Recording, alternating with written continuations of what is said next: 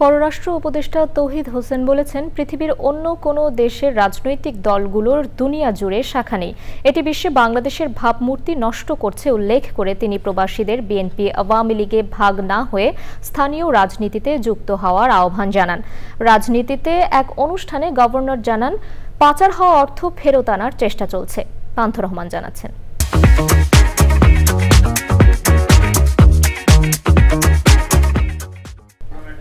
প্রবাসী ও শান্তিরক্ষীদের হাত ধরে বাংলাদেশের ব্র্যান্ডিং শিরোনামে আয়োজনে কেন্দ্রীয় ব্যাংকের গভর্নর বলেন, পৃথিবীর কোনো দেশে বাংলাদেশের মতো এত বড় অর্থ পাচারের ঘটনা ঘটেনি। বাংলাদেশের মতো যে বড় আকারে অর্থ পাচার এবং লোপাট এবং দিনে দুপুরে চুরি, এটা পৃথিবীর কোনো দেশে হয়।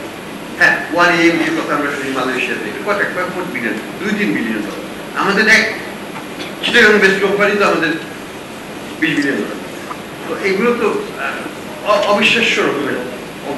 রাজনৈতিক রোডম্যাপ প্রকাশ হলে দ্রুততম সময়ে নির্বাচন হবে এবং তাতে বিনিয়োগে আস্থা ফিরে আসবে বলে মন্তব্য করেন পররাষ্ট্র উপদেষ্টা। আমাদের যে দুটো তিনটে রাজনৈতিক দল বড় বড় আছে বাংলাদেশে, তারা হলো পৃথিবীর সবচেয়ে বড় রাজনৈতিক দল। কারণ পৃথিবীর কোনো দেশের কোনো রাজনৈতিক দলের এত শাখা, এত কর্মী নাই পৃথিবীর বাকি অংশে। আমাদের বিশেষ করে যদি আমি বলি যে আওয়ামী লীগ, বিএনপি এবং জামাত, জাতীয় পার্টিও ক্ষেত্র বিশেষে তাদের সমস্ত বিশ্বের শাখা আছে এবং তারা এই বাংলাদেশের এখানে রাজনীতিতে যেমন এই 2 দল বা 3 দল প্রচণ্ড শত্রু ভাবাপন্ন, একই রকম শত্রু ভাবাপন্ন আমাদের এক্সপেক্টেড যারা আছেন তাদের যে দল, এই দলের যে ব্রাঞ্চগুলি আছে সেগুলো।